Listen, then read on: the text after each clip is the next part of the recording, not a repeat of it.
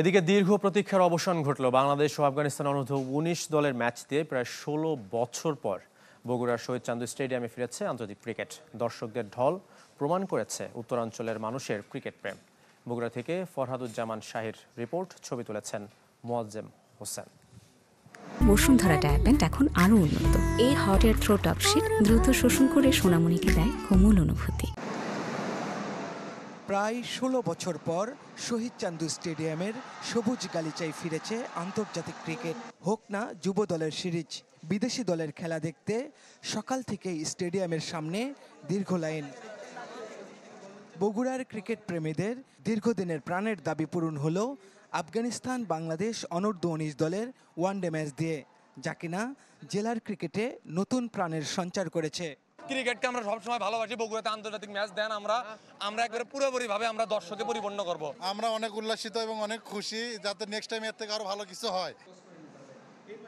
দিনভর প্রচণ্ড রোদ উপেক্ষা করে গ্যালারিতে ছিলেন দর্শকরা, উপভোগ করেছেন যুবাদের পারফরম্যান্স।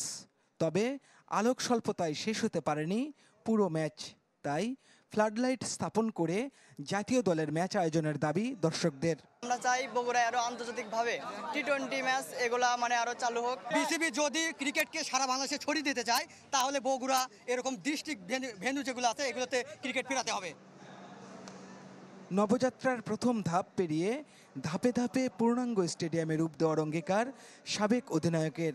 আশ্বাস দিয়েছেন বিপিএল ম্যাচ আয়োজনের। এরপরে বিপিএল হবে, বাংলাদেশ জাতীয় দলের খেলা হবে, কারণ বগুড়ার ভেন্যুটা চমৎকার একটা ভেন্যু, একটা সুন্দর একটা হোটেল আছে, এবং আমরা যে ক্রিকেট কন্ডিশনের কথা বলি, ক্রিকেট পিচের কথা বলি, বগুড়ার উইকেটটা Bangladesh one of the best wicket.